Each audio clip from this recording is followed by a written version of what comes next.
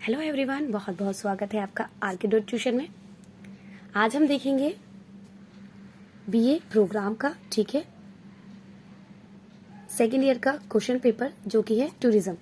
ये English medium का है, हिंदी मीडियम का क्वेश्चन पेपर मैं पहले ही अपने चैनल पर अपलोड कर चुकी हूँ।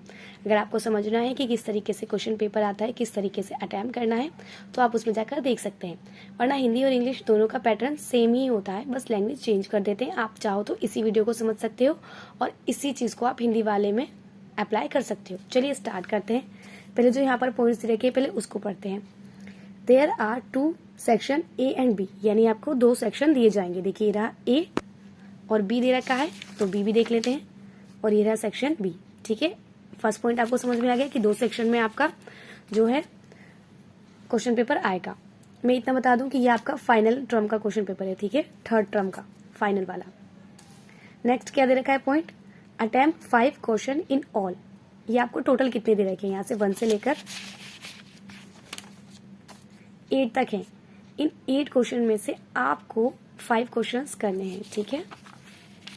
कोई से भी कर सकते हैं, वो आपकी मर्जी है। नेक्स्ट पढ़ते हैं। नेक्स्ट क्या दे रखा है, attempt at last 2 questions from each section. यानी कि ये जो आपका सेक्शन दे रखा है ए, इसमें 1 2 3 4 क्वेश्चन है। इसमें से आपको 2 तो करने ही करने हैं। ऐसा नहीं है कि आप नीचे से ही सारे क्वेश्चंस कर देंगे और ऊपर में से सिर्फ एक करेंगे, ठीक है। नहीं, आपको जो सेक्शन ए दे रखा है उसमें से 2 क्वेश्चंस तो आपको करने ही है, उसके आंसर तो लिखने ही है, ठीक है। और 2 क्वेश्चंस आपको नीचे से करने हैं। तो टोटल कितने होंगे, 4। और टोटल करने कितने हैं आपको, 5, है ना। तो 2 क्वेश्चंस आपने इसमें से कर लिए, 2 क्वेश्चंस इसमें से कर लिए, बचा 1। वो आप किसी में से भी कर सकते हैं, चाहे तो ऊपर से चाहे नीचे से, ठीक है। यानी कि चाहे तो वो आप सेक्शन ए में से कर सकते हैं, चाहे तो आप वो सेक्शन बी में से कर सकते हैं।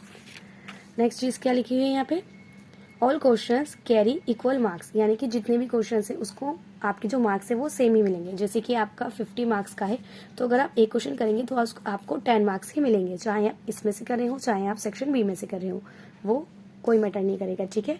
मार्क्स कितने मिलेंगे, इक्वली मिलेंगे, 10 मार्क्स मिलेंगे 1 क्वेश्चन का।